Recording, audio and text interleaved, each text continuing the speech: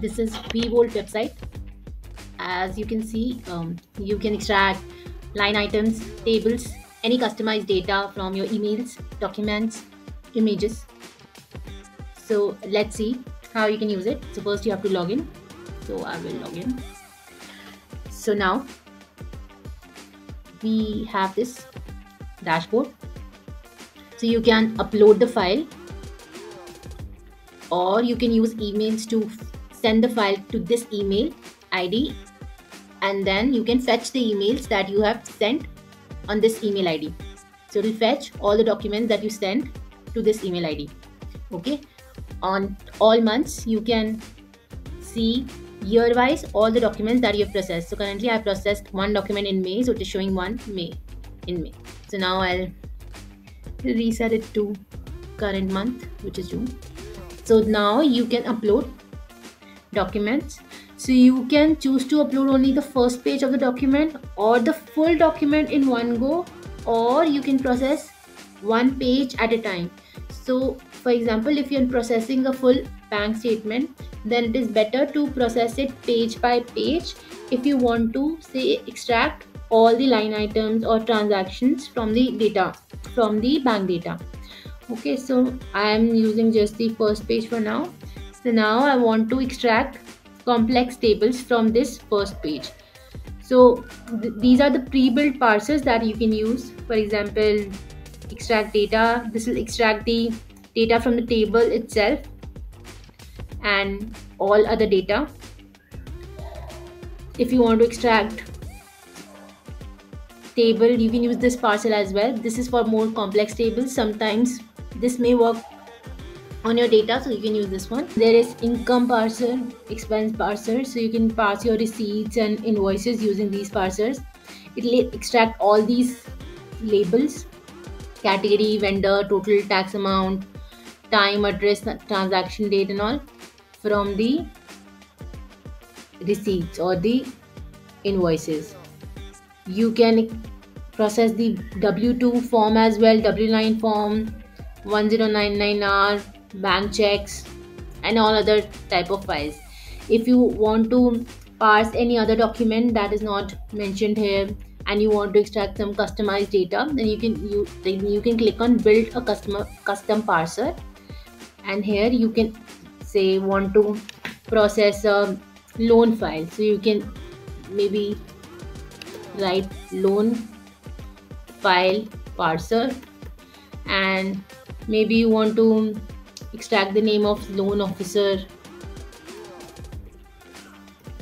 Okay, press enter.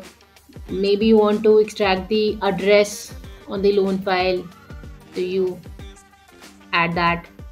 You may want to extract the closing date, so etc. Okay, now we'll save this parser. Okay, so now the loan file parser is being shown here in the list of the parsers. Okay, so here if you go back, you can see all the parsers that are there. So earlier we had all these parsers, and this is the new parser that we created, which will extract loan officer's name, address and closing date. You can edit them here or delete them as well, or you can add new field as well. Okay, so now I'll upload one file and extract the complex tables from it. So I'll just extract data from the first page only, and I'm going to use Gemini Flash model. There is OpenAI model as well that you can use, and all the OpenRouter models are also available for you to use.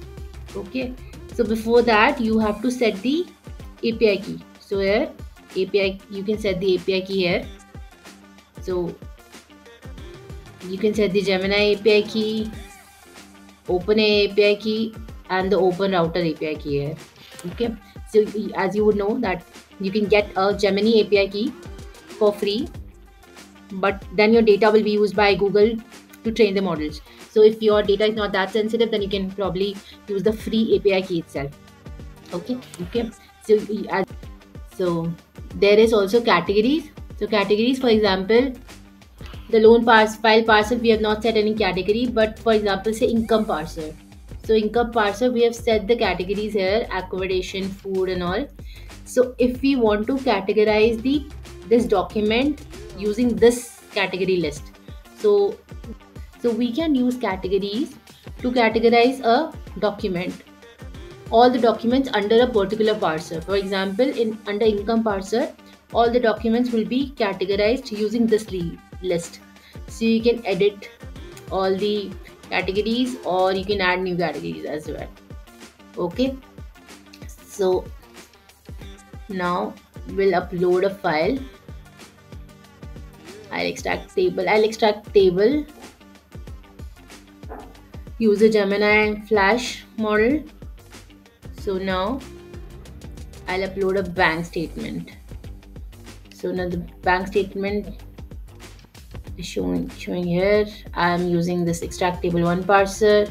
Now I'll click on process.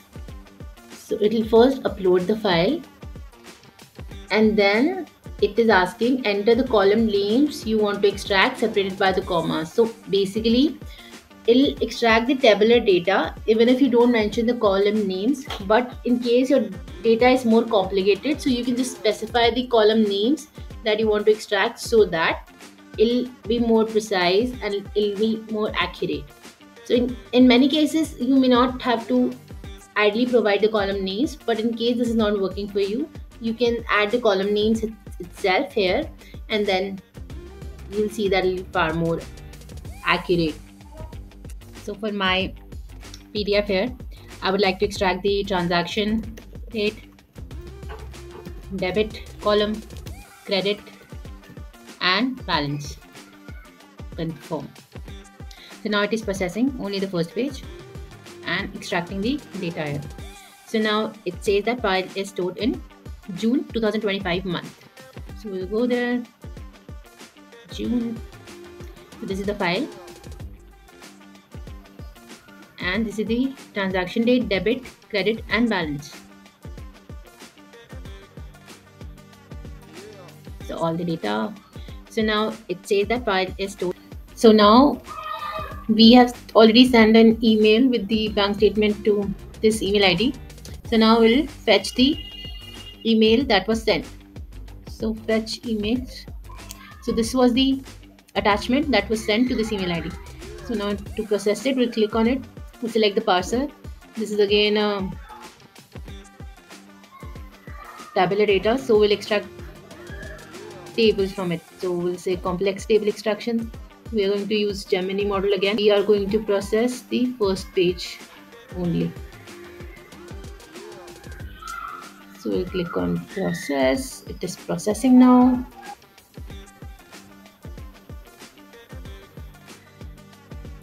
Processing done. File is stored in June 2025 month. So we'll see this. This is the output data. So now if we want to export this data, so you have many options. You can export it as a CSV, Excel file, PDF, zip.